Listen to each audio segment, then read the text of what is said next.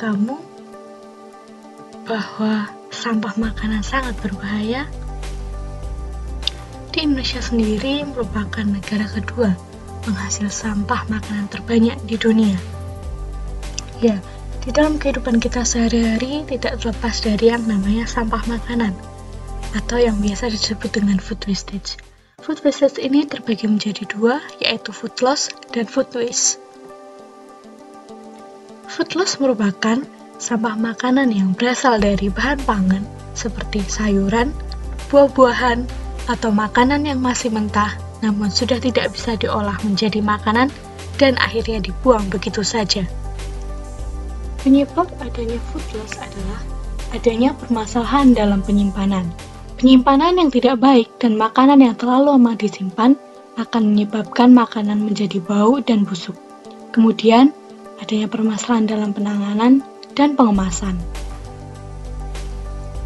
Food waste merupakan sampah makanan yang merujuk kepada makanan siap konsumsi dan memiliki gizi seimbang yang terbuang begitu saja.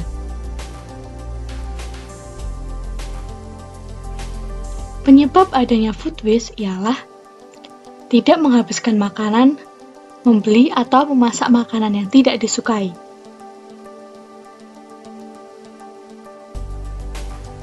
Sampah makanan ini dapat berdampak pada berbagai sektor. Dampak pada lingkungan adalah sampah makanan ini akan menimbulkan bau yang tidak sedap dan juga pemandangan yang kurang baik. Sampah makanan yang mulai membusuk akan menghasilkan gas metana, di mana gas metana ini akan berdampak pada pemanasan global. Selain itu, dampak dari sampah makanan ini juga dapat menyebabkan pencemaran air. Dampak pada kesehatan ialah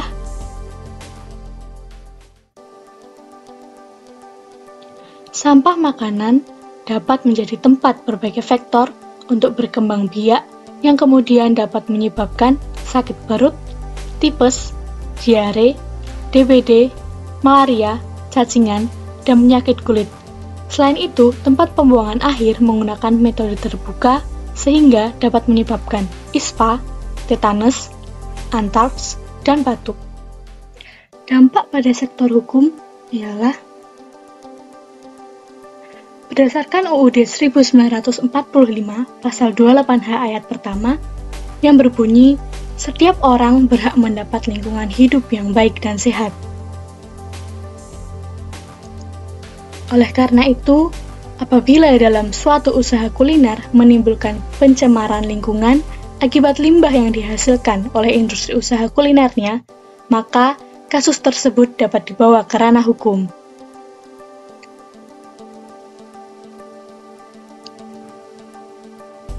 Dan pada pasal 2, pasal 3, serta pasal 13 Undang-Undang Nomor 32 Tahun 2009 tentang perlindungan dan pengelolaan lingkungan hidup,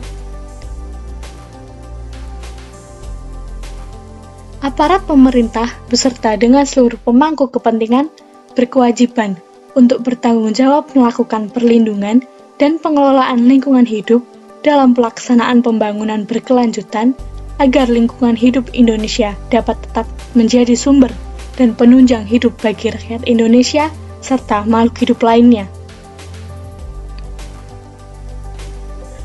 Karena itu, pemerintah akan memberikan sanksi yang tegas sebagaimana yang telah diatur dalam regulasi pemerintah kota masing-masing kepada pemilik usaha kuliner yang terbukti melakukan pelanggaran, yaitu menyebabkan pencemaran lingkungan dan menimbulkan ketidaknyamanan bagi orang lain.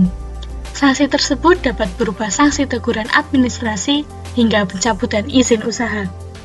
Kemudian bagaimana sih mengurangi sampah makanan? Kita dapat melakukan dengan prinsip 3R, yaitu reduce, reuse, dan recycle. Prinsip 3R ini terkait langsung dengan prinsip pembangunan berkelanjutan, yaitu pelaksanaan penghematan sumber daya dan penghematan energi.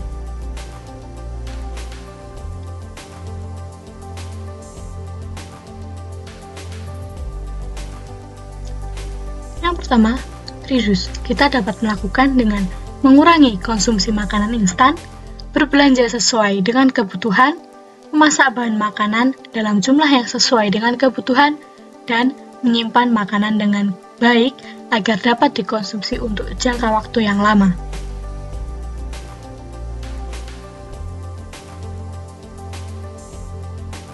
Yang kedua, reuse. Apabila makanan tidak habis, simpan makanan dalam kulkas dan makanan bisa kembali dimakan pada hari berikutnya. Daur ulang menjadi sajian baru, membuat resep makanan baru dari sisa makanan yang masih baik digunakan.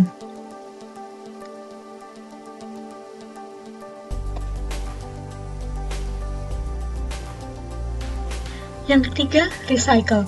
Pengomposan menjadi salah satu cara mendaur ulang sampah dapur yang paling mudah dan ramah lingkungan. Mengolah sampah makanan dengan biodigester untuk diubah menjadi biogas.